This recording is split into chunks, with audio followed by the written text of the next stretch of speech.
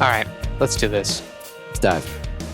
I'm Martin Wallace. I'm Darren McCarthy, And I'm Dan Fury. and this is The Fundamentals. That's right. Yeah, Here we go. great topic. Hey, what are we talking about Sure. this week, huh? Let's dive right in to deep sea diving. Ah, Oh, that was a good one. So nice. Who the hell thought to go to the farthest depths of the ocean that they good. possibly could? That's been going on It has to be a long a time. long time. I should say up front, I got into a lot of like the free diving aspect. free of this. diving. Yeah. That really No caught my equipment? interest. Yeah, I got into some stuff about with equipment, but the free diving for me, it really kind of captured my But imagination. that's what that means, though. You dive without apparatus. Yeah. Well, there are some mechanical things depending on what kind of free dive you're doing. I'm very excited to see what you study because this is a very open-ended topic. It is. I realized the moment we started doing research, Yeah. deep sea diving is not a defined thing. There is no one particular. You just go in there, Yeah. and go down. I guess on the surface of it, I was thinking like deep sea diving. In my mind, I'm picturing James Cameron at the bottom of the ocean. Submersible. I Like think in the most people are. Mechanical You're right. Yeah, yeah, diving. looking at the light going spotlight. across the Titanic, right? Yeah. Yeah. Yeah. Rusty But then old there's you turd. got free diving. Free diving. We have the submersibles that take us deep under the water. Then we have scuba diving. Yep. And then we have things like sea labs or underwater habitats. And also the atmospheric diving suit, which That was my favorite part, by the way. really great. So cool Love looking at it. those things. Yeah. Is the diving bell, is that like an old Still thing? But they used. Still used, but that was the It seems first. archaic. Yeah. So the diving bell is like a technological evolution from It's a marvel. original like free diving, I would say. So pearl divers and people like diving to recover treasure from sunken ships, Mhm. like a ship hit a reef or something, and then there'd be these people that they were just specialists. They would, and I'm talking thousands of years of history here. Here's a quote Okay. about diving bells. We're going to see how far back you think it goes. Okay.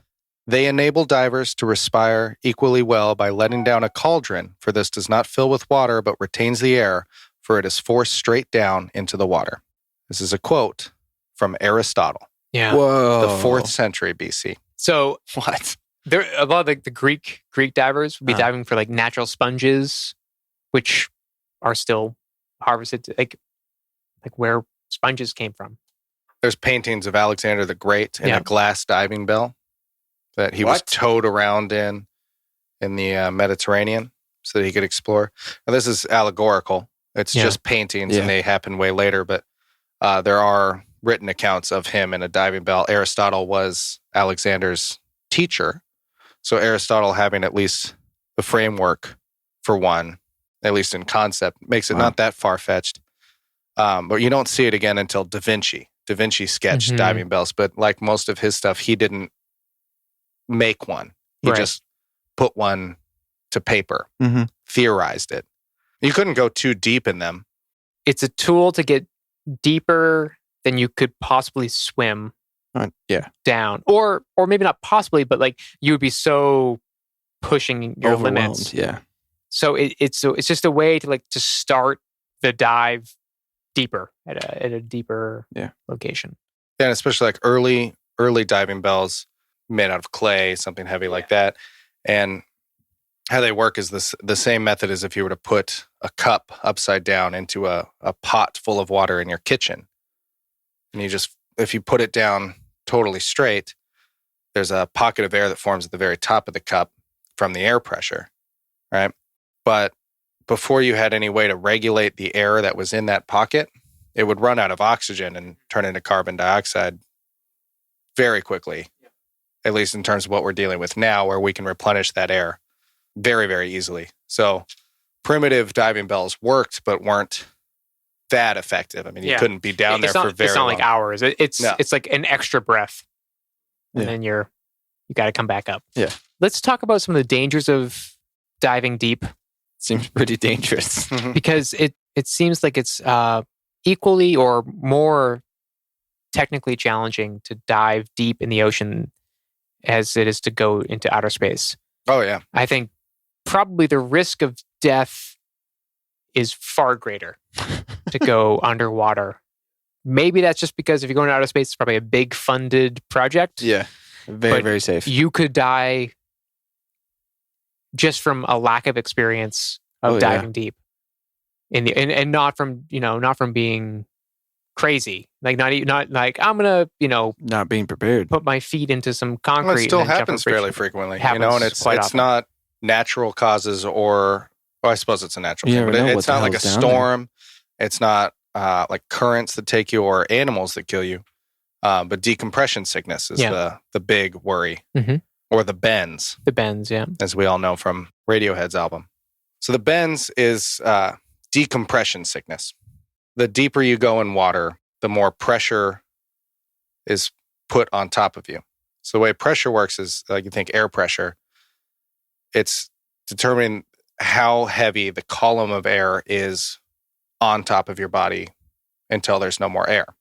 And air is incredibly light. And water's not too bad either until you go like past 30 feet down. Yeah. And then it starts to get compoundingly heavier and heavier, so much so that in the depths of the ocean, if you're out in it unprotected, you would just pop. You would just be absolutely obliterated. So you can't swim down that deep, luckily, but you can get down pretty far to where the pressure starts doing some really funny things on the gases in your body, which is where we start to see the bends. Yep. These effects dovetail with decompression sicknesses, nitrogen narcosis. The narcs. The narcs. So both of these really come in just with the deeper you go, the higher the risk. There's no real okay, so you are now at this level, you will feel this. Yeah. Like everyone's different and everyone's different on different days. So a big part of like the diving is you're training to notice the effects and then to react to them. So nitrogen narcosis has to do with the pressure of the dive. It causes the gases that you have in your body like a anesthesia. It's like laughing gas. It's like laughing gas. Yeah. It makes you nitrogen drunk. Whoa. So this is what happens to scuba divers. They call it the martini effect. Mm-hmm. Yeah. So they say like That's if cute. you go down like I think it's past 30 feet is where that starts. I think 30 meters. Oh, 30 meters is, 100 feet. 100 sorry, I feet. was saying that wrong. 30 meters, 100 feet. You said that wrong. And then I it's did, like every 10 meters beyond that, it's like having one more martini. That's like the rough average. They say. I could relate to that. Yeah. Sure.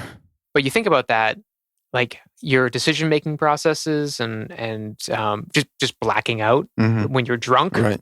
When you've had 15 martinis. When you've had 15 martinis, because you're. And that's really the 'Cause you're worry an here, idiot. because it's not that dangerous. It has no long-term effects to your body. Right. But what happens is the farther you go down, the longer it takes for your body to decompress on the way up. And what's happening there is the pressure becomes so intense on your body that the gases that you're inhaling, they compress and go into your muscle tissue and into your blood. And there's a saturation level, which is where you have the maximum amount that can be in there. But you have all this nitrogen and sometimes helium, depending on how far down you're going, that gets pushed into your body. And that itself is not dangerous at all. It's just a natural occurring phenomenon. What's dangerous, though, is as you start losing the pressure, you need to go up, ascend in a slow enough manner so that the gas can slowly escape out of your muscle tissue and into your blood, back into your lungs. And if you don't time that out right, you essentially turn your body into a shaken up soda can. Ooh. And it forms nitrogen bubbles in your muscles and in your bloodstream. That has to feel so bad. And that's called the bends. It kills you. Yeah. There's very little that can be done about it. Now, people survive it if it's mild enough, but that's the real danger is if you don't ascend slowly enough, you essentially turn yourself into an exploding Coca-Cola. What makes this really dangerous is that you're pushing how deep you can dive But then the deeper you dive, the longer you need to be underwater. So if you go down 300 feet and you have a problem, you can't just... You gotta make your way. You gotta slow. Yeah. So like dealing with the problems and stuff is incredibly dangerous. A lot of deaths in this research. Quite a few. Did you get into the history of decompression? How long we've known about it? We've only been able to go down deep enough for it to affect us for 100 years, less than, since scuba. You know, there have been people who free dive, and we'll get into that later. But really, anything deep enough to really do damage has been since it was Cousteau who did scuba, and that was 1943. Before then, you couldn't go too deep. You probably just die before. Yeah, if you were that, you're only you supply. There are people who dive very deep on one breath. Yeah, but they're like ex-gamers. You know, it's like that same kind of thing. They're like extreme athletes to do it. Yeah. And so they were around, but in the mid 1600s, Robert Boyle, he had like the primitive vacuum pump, and he would put animals inside of this thing, and he would just suck the pressure out just to see what happened. He'd be in an institution. Yeah, but what's great is he is like the founder of chemistry. He's like he was part of the Royal Society. He's one of the biggest influences to Isaac Newton. He was just this long-haired genius that did all these crazy things. So the early experiments all just died from asphyxiation. They just there's no air. Yeah, he sucked air out of it. Yeah, he just was suffocating animals and just like, well, this is how long it takes for them to die. And that's science, which is awesome. And then later, he started to note decompression sickness. But in the late 1800s, there was a guy named Paul Burt, who is my favorite part of all this research. You should look him up right now. Just look up a picture of Paul Burt. He's the guy who recognized that these symptoms were caused by gas bubbles and that recompression could relieve the symptoms. So at this time, we can't dive, like scuba dive, deep enough. We have these things called caissons, which is in like mining shafts where they pressurize air, which is what they use to force water out when they're working on things like the foundations of bridges. So when you have to go underwater to work on these things, they have these air pressurized shafts, which is doing essentially the same thing as being under water pressure. He discovers that decompression sickness is caused by nitrogen bubbles. He's a French scientist. He travels around to these different mines to see all this stuff. And then just like 30 years later comes John Scott Haldane. And this is like 1908. And he makes the first decompression table, which is what divers use to time how long they need to ascend. Ooh. And he came up with these times based on extensive experiments that he did on goats. Think about that for a second. Goats. Has there ever been a time when it was good to be an animal? No. I don't think like so. 1600s, you were put in a vacuum. Yeah. 1800s, goat. Look at this guy. Goat drowning. This is John Scott Haldane. Listeners, please Google image search John Scott Haldane. Listeners, please. Right now. Or just image search mustache. That He'll come up. mustache. It's the Nietzsche mustache. Yeah. This was real popular then. He was a Scottish scientist famous for his intrepid self-experimentation, not only on the goats, but on himself, right? He would lock himself into a sealed chamber and fill it with mixtures of gases that nobody knew what they did. Whoa. And just write notes on how it made him feel.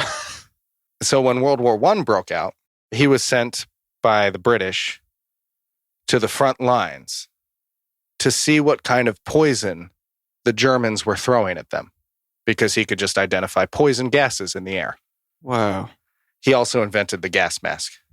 This guy's No shit. the Baller, man. man. Yeah. He also experimented on his very young son. A In the couple same trial way- runs with the gas mask. In roughly the same way he experimented on himself and on his goats.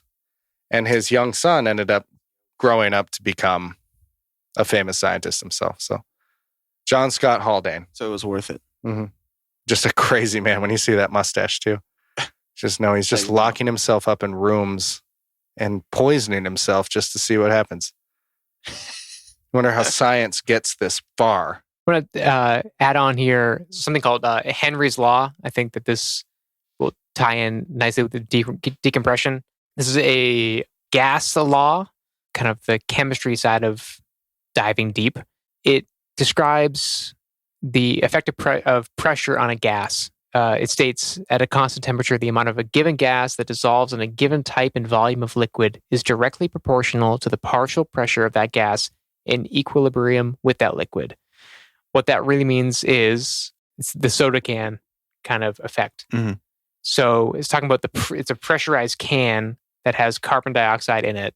Because it's been pressurized, it's above the atmospheric pressure. So you're opening this can that has higher pressure than the air around it, but it's contained. So that's essentially what we were talking about before about as people were coming up. It's like, oh, what happens to your body? This is what's going on. So when you're in a submarine, you don't have to worry about this kind of stuff because the air inside the submarine is pressurized. So you maintain the atmospheric pressure of 1, which is sea level. So you're safe in a sub, which is nice. That's nice. But if you're scuba diving, obviously you're subject to the air around you. There's a couple of different ways around the effects of this.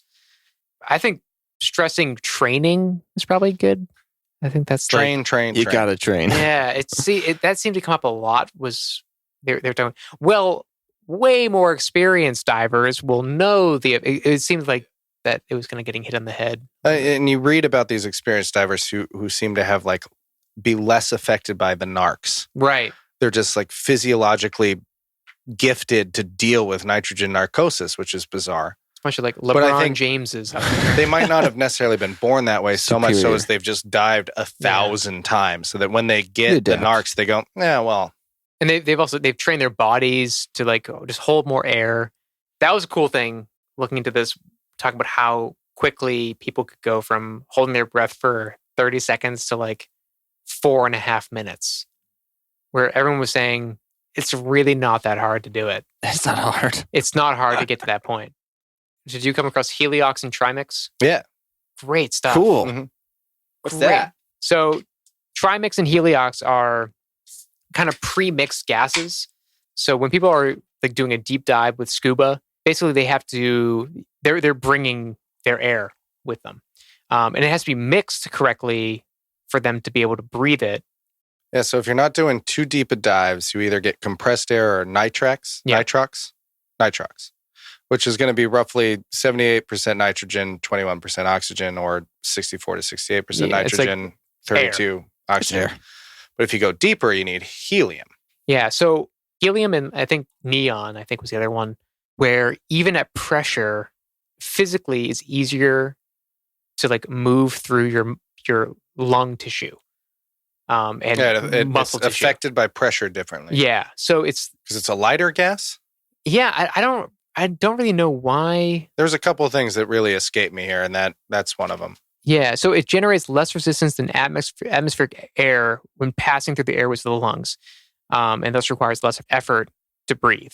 So it's just passing. I think it's mechanically easier to filter through your body for whatever reason. So when people do these really deep dives, they will bring Heliox, which is a pre-mixed setup of it's just oxygen and helium. So it's 21% oxygen, the same that we're breathing right now in the air. But then instead of carbon dioxide and nitrogen that's in regular atmospheric air, it's helium. So it's giving you the oxygen so you don't die. And then the helium is facilitating that oxygen to be breathed easier. And it's not, then once it's in the body, it's not being affected by the pressure that you're at the same way that nitrogen and carbon dioxide would be. So on the way back up, you're not dealing with that you've been breathing nitrogen at depth under pressure, and then you're coming back up and you're going to get the narcs. And because it moves through the body easier, you're helping to alleviate some the decompression sickness symptoms or effects. And now it still gives you the bends. Yeah. It just changes your timetable. Yeah. So it just makes things more confusing, I suppose, unless you are just more confused. A professional diver. Yeah. In which case, did you look at any of the timetables? Yeah. That shit's confusing. It's crazy. I don't know what I was looking at. It was just numbers on two sides and a bunch of colored squares. And well, and that's something too, that the people that are diving really deep, they have a team. It's not Like, I think after 30 meters, Yeah, you have people that sit at different depths. waiting. You know, So that you don't just They're dive waiting. down. you don't just go down there. You're not coming back. Especially you think a dive's going to take you, like real deep dive's going to take you 12 plus hours. Could be. You're not eating down It's there. a long damn Yeah, not time. only are you getting the narcs, you're getting pressurized, you're getting hungry, all kinds of problems. Things that definitely change your decision making. Yeah. Feeling real funny.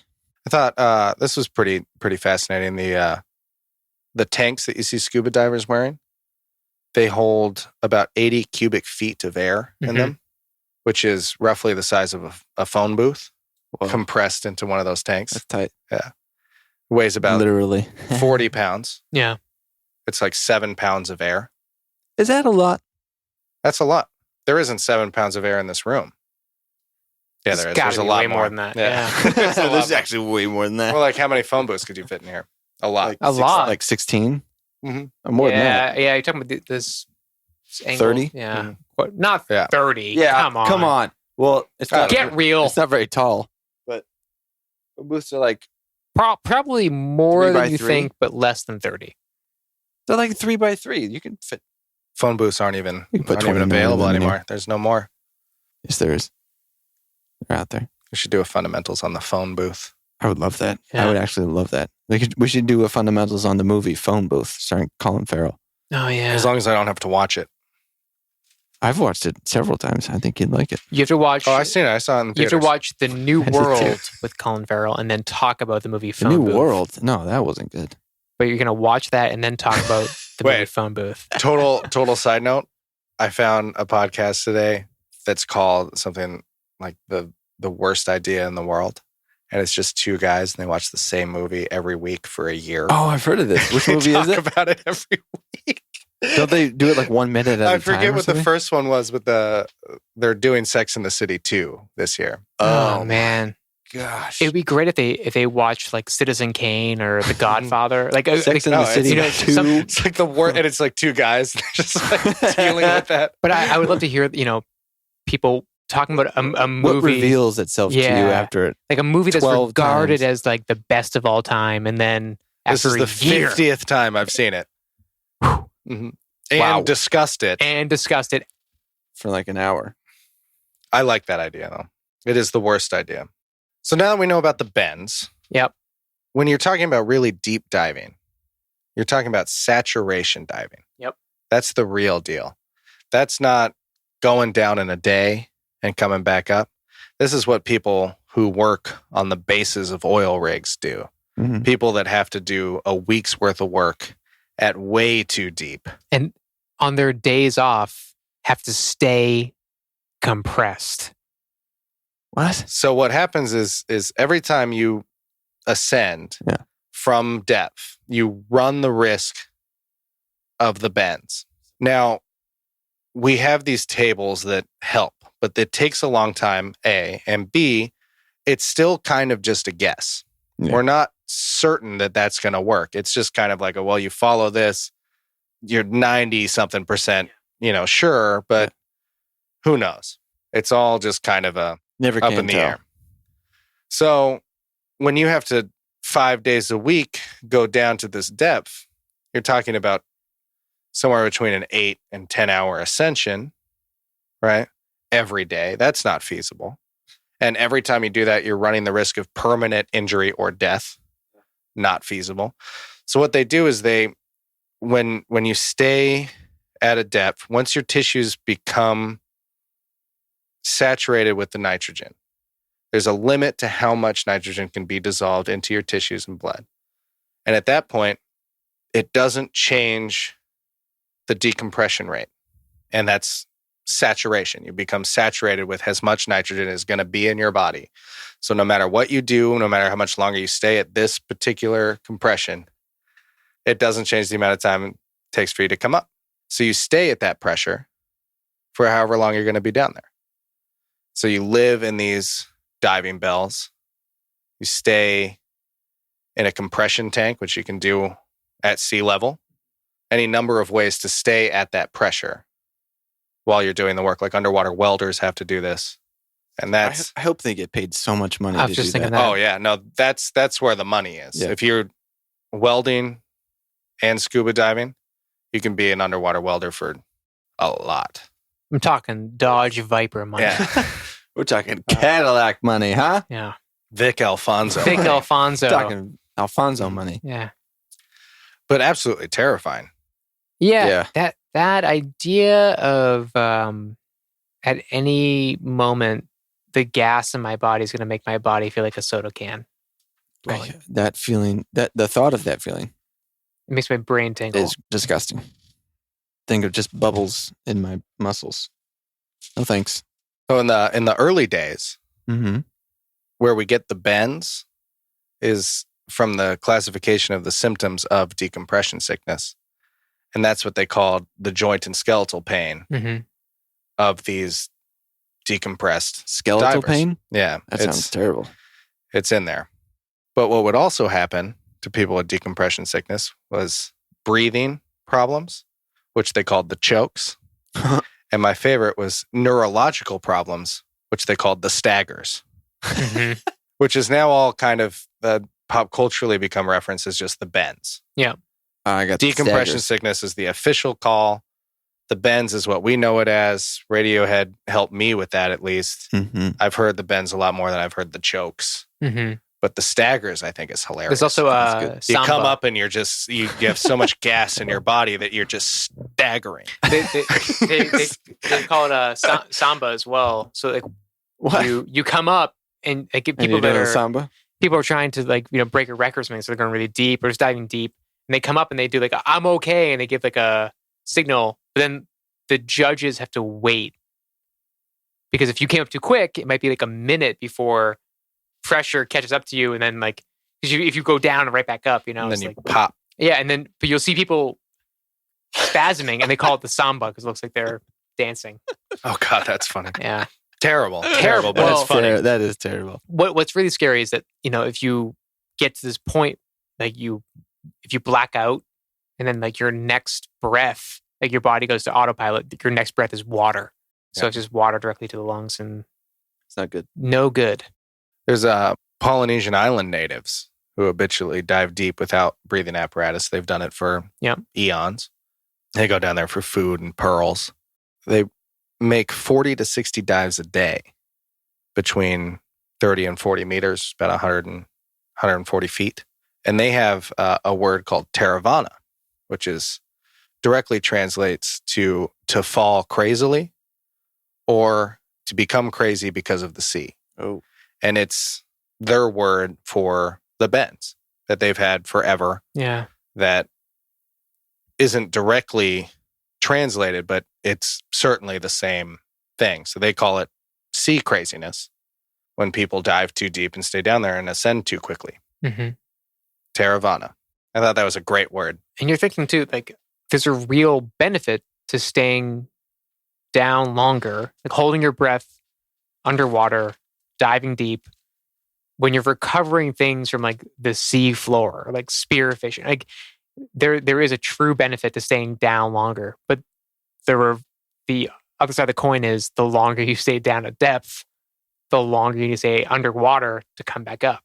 So that was really, I don't know, that's a really cool thing about this. I think this research was like the way people have pushed their limits physiologically for thousands of years is incredible. Yeah. The Guinness Book of World Records has recently stopped using or giving out a record for deep dives Mm-hmm. because so many people have died Mm-hmm. trying to attain it. Oh. The record for longest like breath hold. This was someone who he used oxygen, so basically he like oversaturated his body with oxygen. So kind of like a performance enhancing drug situation, I think. But regardless, held his breath for over 23 minutes. Whoa.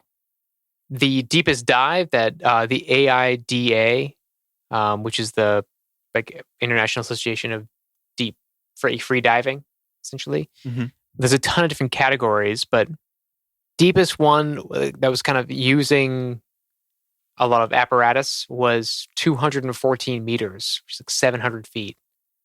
That's a dude with one breath going down 700 feet and coming back up Whoa. alive without scuba gear or like. To put it in Really? perspective, the deepest scuba dive on record is 1,000 feet. Just 300 more feet with The stuff. with gear. being Wow. able to go down and take your time and come back up. One breath. He's getting 700 feet down. So a total of 1,400 feet. of travel. Wow.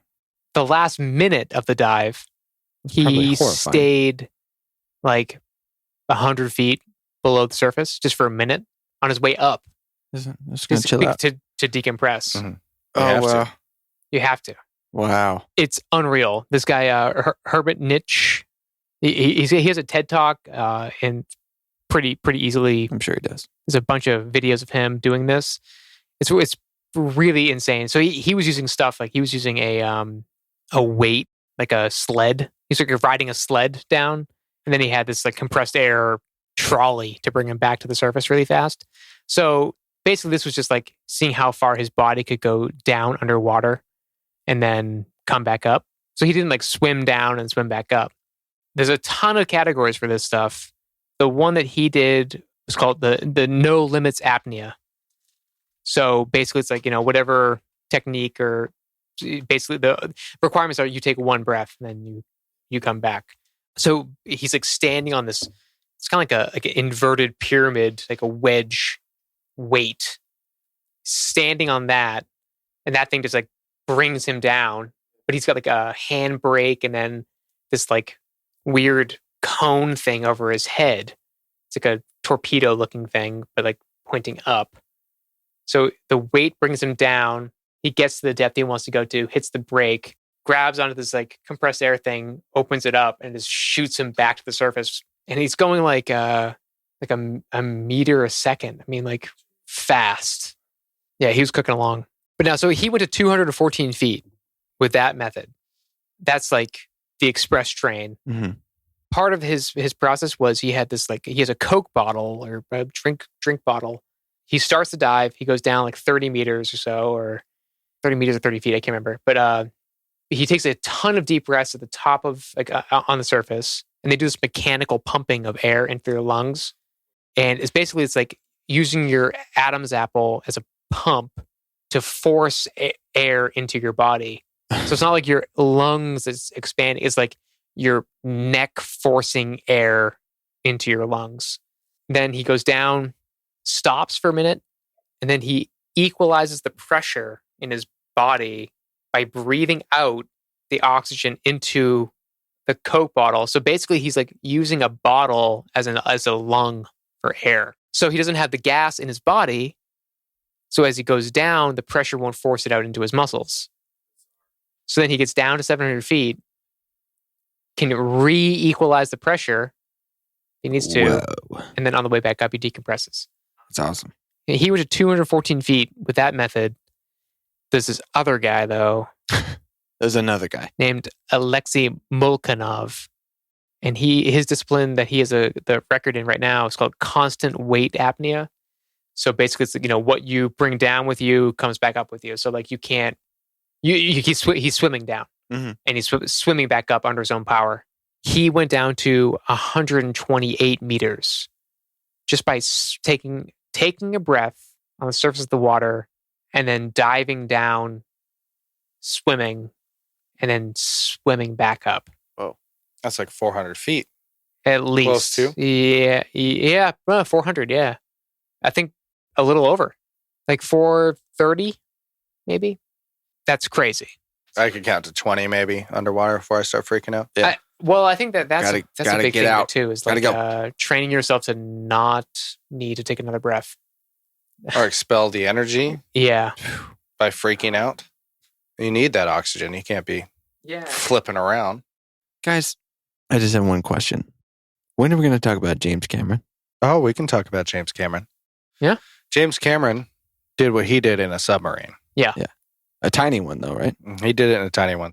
Big submarines work very, very different than what he was using, although the concept's still It's the like a same. little submarine pod, Mhm. essentially. Submarines don't go nearly as far down as he did. Yeah. Not Has even he been close. the farthest down that any person has been? Probably not. Any I don't- one person. But Any He's- one person. Yeah, but I would also, You dispute this? I would say it would be pretty surprising to me if he did that at that depth in the military, because how deep the military submarines go is classified, and it's leaked, how deep they can go, but Yeah, but he's saying any one individual One person. One person. So the Yeah. thing is, a nuclear attack submarine, Seawolf class, mhm, has a collapse depth of about 2,400 feet. right, That's when the pressure starts to become too much and they have to ascend. yeah. So But I still think that if you could get another 10, 20,000 feet on that, you're not even close. mhm, Still, his submersible went down to 36,000 feet. It was farther down underwater than Everest, than commercial airlines fly, yeah, than Mount Everest is. Whoa. So the Navy did do it once before, mhm. but they took 2 people down there. Oh, okay. And they went for no other reason than to see that they could Get down handle there. the pressure.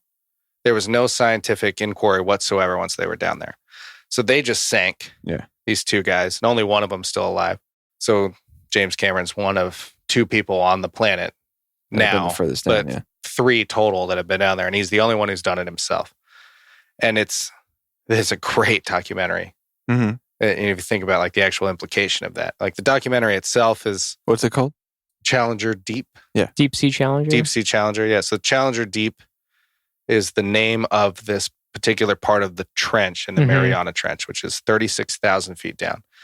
A thing to consider is that's the deepest part that we know of the ocean. We know absolutely zero about the ocean. How we know about this We know stuff? absolutely nothing. No, nothing at all. How we know about this is that we've laid pipes, like wires down underneath, like to go along the oceans to connect things. Yeah. And then we've used sonar to determine how deep parts of the ocean are. And we've done that to a very small portion of the ocean. So there's a very small chance that there's a deeper part than this, but Yeah. we just don't know. Yeah. Because this is part of where 2 plates intersect. It creates a huge trench. There's like absolutely no way, in theory, anything would be deeper than this. But So he saw the floor of that part of the ocean. with his own eyes. Yeah. He went That's all the way crazy. down there. Yeah. It was, Because there's got to be a deeper part somewhere that we don't even... that's the thing is like, Yeah. there might be. We just don't know. We know must more be. about the surface of the moon. More people have been to the surface of the moon. Yeah. A lot more. Can't like get 3 down times there. as many people. Yeah. Well, I guess we'll Yeah, we'll do that some other time. We'll Yeah. We'll figure that Tune out in later. next time Yeah. for part 2 of James Cameron. But yeah, On the moon. he went down there. So his ship, his submarine worked down there. He stayed safe, but almost immediately once he was down there, his he had like these robotic arms that were used to take samples and stuff. They broke almost immediately because of the pressure. They were just leaking motor oil out, and then they wouldn't work anymore. But he identified something like almost 70 new species What? just while he was down there. How 'Cause long was he down there? Not very long. 30 seconds. Yeah. He was down there for a while, but not too long. He actually drove around while he was down there. Yeah. Ended So up cool. finding the continental shelf and going up. And eventually the reason, and this is the scariest thing I can imagine. And there's video of him in the capsule while it's happening, calm as a dog at cucumber? home. Like there's, it's ridiculous. He's down deeper than anyone's ever been in this submersible that he built, he financed, right? Yeah. He's down there and things are breaking down to the point where he's run out of the energy in the capsule so that it's no longer moving around. He can no longer get anywhere. The arms aren't working and he can't drive anymore. The only thing that's working is he can go around in a circle to the right. And that's when he calls up and says, we're done. I got to go up. The thing is, if anything went wrong at that pressure, 1,000 feet Yeah. down, 1,000 feet, Yeah. you're Dead. in trouble. But that's as far as we've gone, human beings. Without stuff. Something like 3,000 feet is where sperm whales dive. Mm-hmm. And they've been reported to go as far as 9,000 feet, but we don't know what the hell they're doing down there, right? At that depth, you would just die. Where he was, if the pressure was to break his submersible, he'd be dead before he knew something was wrong. Yeah. And he would be in a bajillion pieces. Be a gunshot. He would be spread apart. The pressure, yeah. But yeah, he's hopping around down there. I highly suggest watching at least the very end of his documentary, because the first 2/3 of it are the building of the submersible, which is interesting to the mechanically minded, and a whole lot of James Cameron trying to coyly tell you he's really cool. Yeah. Yeah. He's Like, the it's- greatest. yeah. Humble it's- brag 2000. Yeah, like I am so important. I'm You don't the even guy. understand how important I am, but I'm going to tell you in a really casual You're way. going to see it.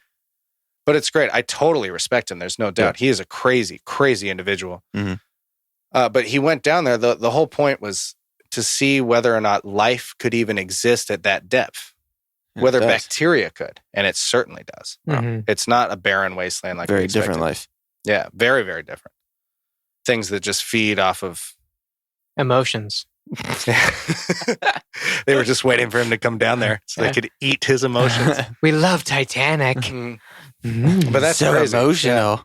There's the ADS suit, or the atmospheric diving suits. Oh, you've that seen. stuff's fun too. So it's The kind of like best. it's like the James Cameron submersible version of scuba, Mhm. where it's like a suit of armor. It's like a tiny submarine, so it's like you can move around yourself. cool. It's a submarine in the shape of a body. Yeah, and That sounds awesome. you can go down, like the Navy's suits are like, they go down to 2,300 feet. So more than double what like a scuba diver could go down to. Mhm.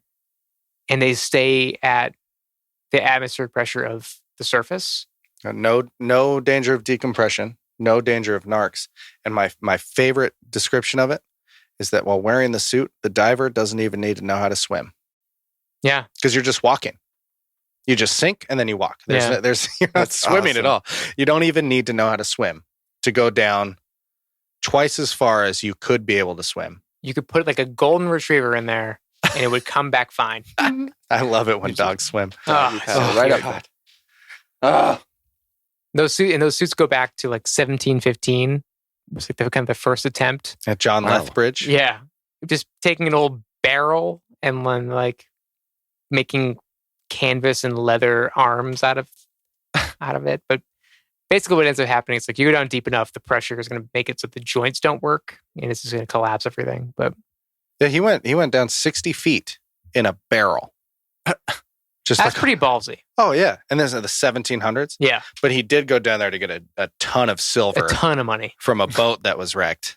And he came back up and he was like, oh, this is You mine. got it? Yeah, Yeah, that's awesome. that's great. Got it.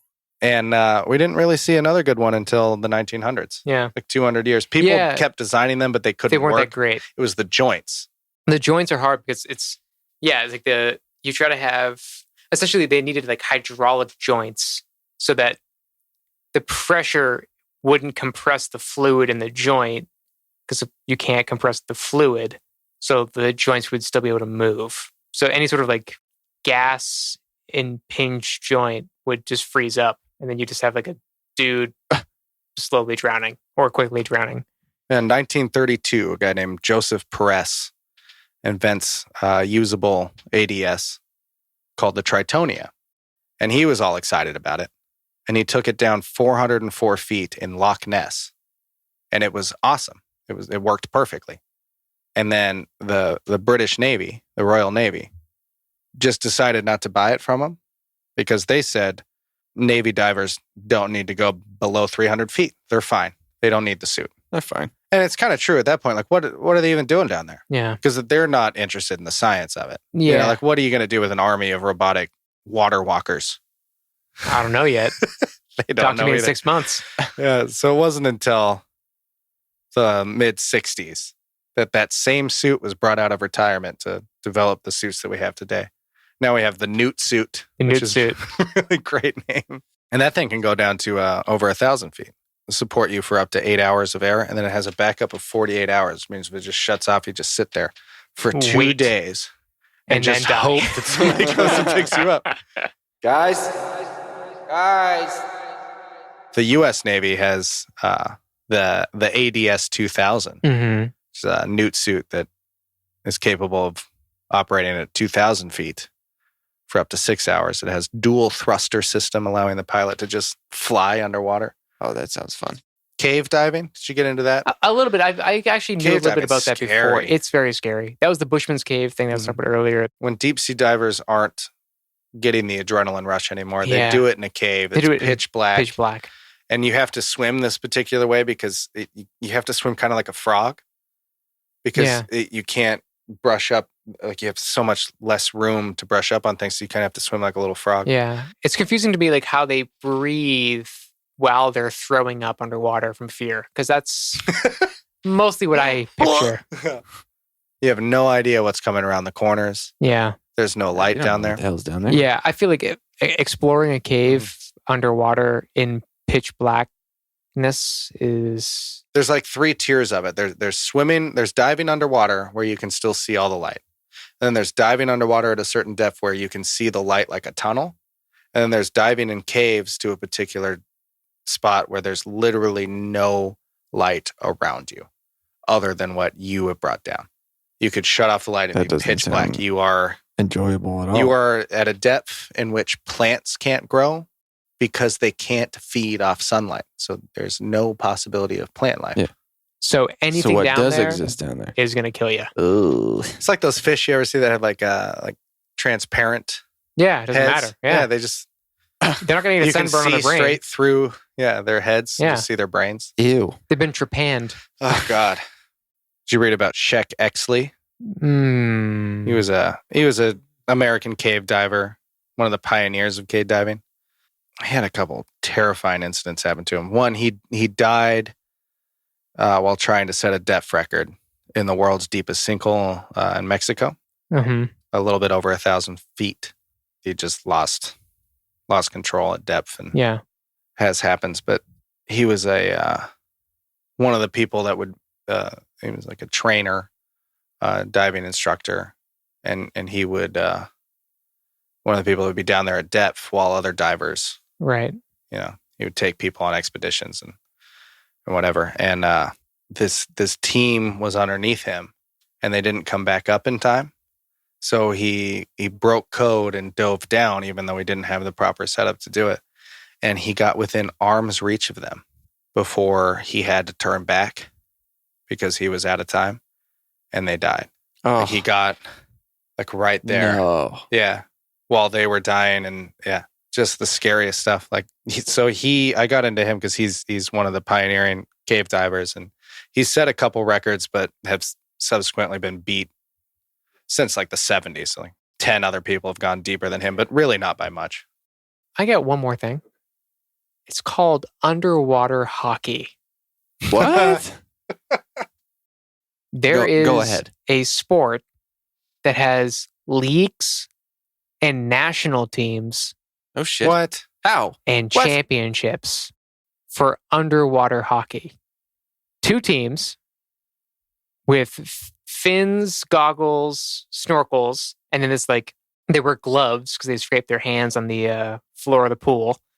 And these little handheld, like crooked kind of stick things, play hockey on the floor, like the base of a pool. I watched a bunch of videos. It's like a bunch of sharks in a feeding frenzy. Are you looking it up right now? No, I'm looking up underwater chess.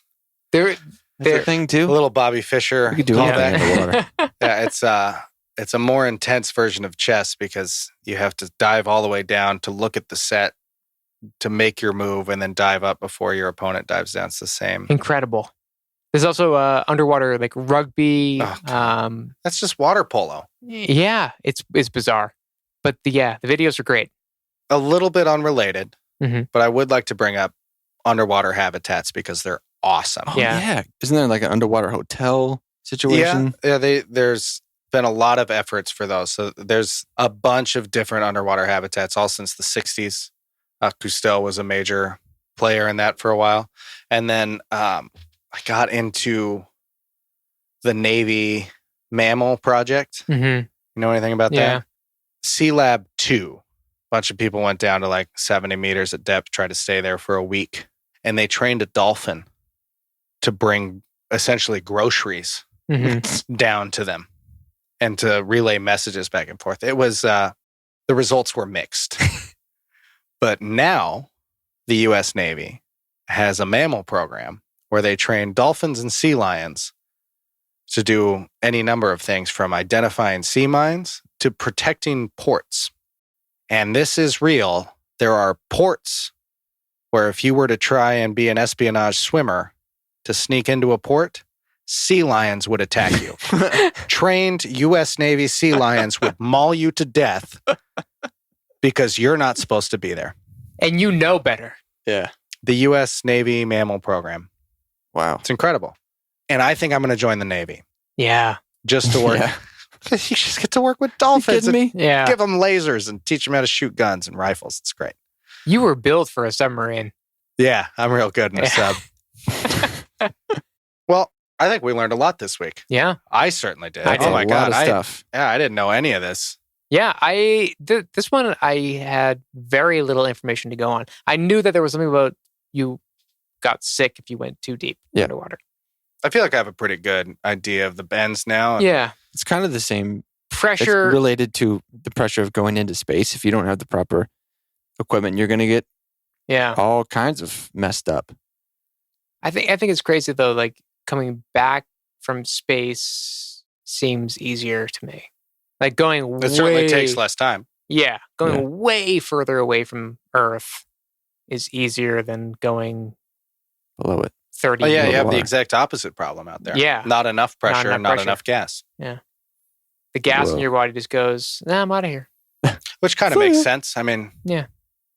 it's the exact opposite of the ocean, right? Yeah, it's the antithesis of being in the most pressure. Yeah, That's pretty much it for deep sea diving. Yeah. I think you know everything you need to know.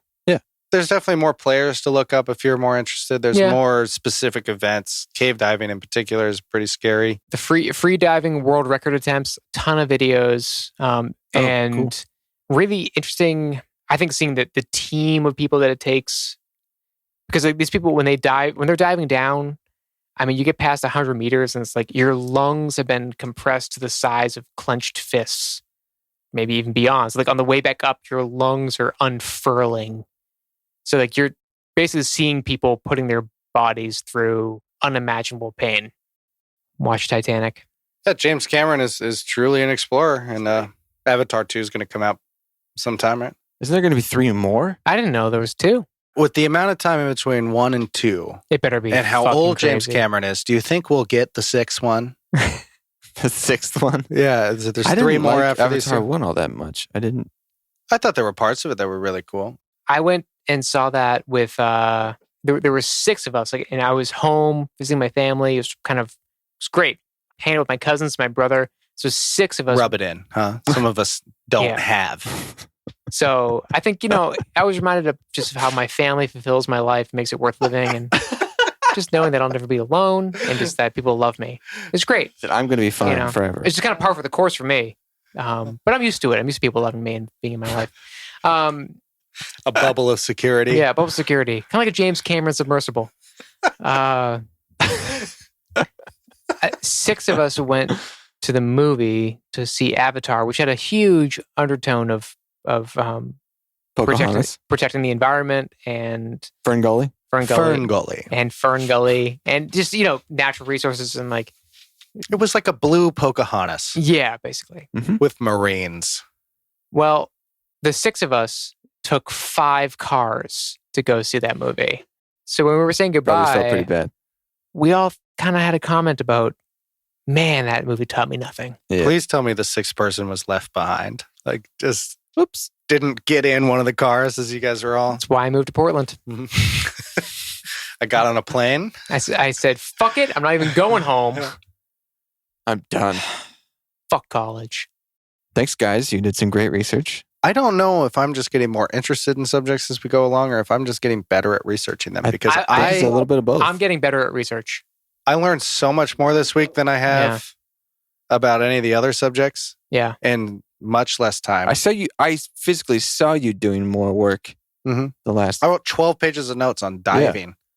I'd say, hey, what are you up to? Oh, I'm just studying. Oh, great. It's great. I was like more interested in things for like atmospheric diving suits are so cool. Just look at pictures of them. Look at them. Just check those out. Oh my God. It's like Ripley fighting an alien underwater. Mm-hmm. James Cameron. Yeah. Man, James Cameron has a lockdown on the ocean. Have you seen Abyss? Yeah, I love the Abyss. Oof. Yeah. Scary. Well, I hope you guys all learned something today. Yeah. Dan, Yeah, I think I did. I hope you I'll learned learn a a lot bit. more when I re-listen to this as I edit it. Continental shelf is really funny. Like how slowly it slopes. Yeah. It takes forever. It's just like And then it's 4,000 feet. yeah, it's like 128 feet down, but it takes forever to get there. And then as soon as you get there, the continental shelf breaks and it's just 4,000 feet down. Yeah.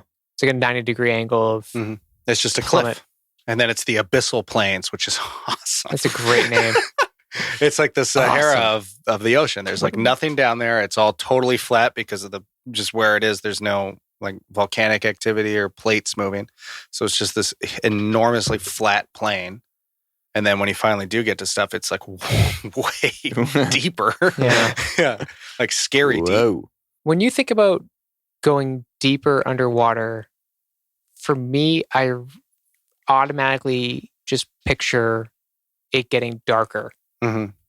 That's like my first thought is it gets dark. Not the pressure, not the gas in my body, not having to breathe. Just it's darker and darker and darker. And then it gets to a point where there's no light at all. Yeah. Light And doesn't get kind any of quick too. Yeah. A little fun fact, just as we're tailing off here. Okay. We didn't talk about submarines too much, but that's a very different thing. But still deep diving. You know why we have nuclear submarines? So they can stay underwater forever. Yeah. It's amazing. Yeah. They The don't have only to reason release. they come up Yeah. is for food. Otherwise it'd be a diesel engine. Whoa. You don't have to release any gas. Because before then, they only had so long when they could stay underwater because the engine only charges the batteries to keep it underwater. So you'd have a diesel engine that charges the battery. So you'd have to stay topside for so long so you could release all this emission and then dive because the batteries are fully charged. But if you have a nuclear reactor, you can charge the batteries for weeks. And then if one little thing goes wrong, You wouldn't know. there's nothing scarier to me than reading about sub wrecks. Yeah, it's pretty terrifying. That is the worst. You're, ugh. Oh my God. Surviving. You need to die immediately or live to tell about it, because if you survive for a little while and were conscious of what was happening, man, I can't. Absolutely not. Just a watery tomb. There's like an international thanks. group that does sub rescue missions in the Mediterranean, Mm-hmm. and they Never simulate succeed. these. No, but they simulate these 0% wrecks success where rate.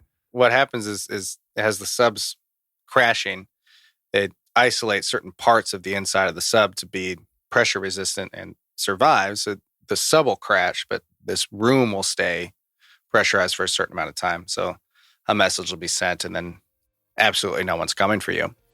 Terrifying. And I am never going on a submarine journey. Nope.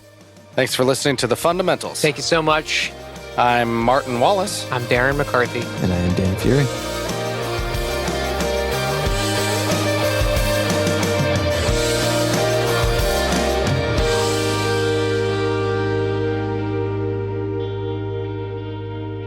Check 1, 2. We're still on?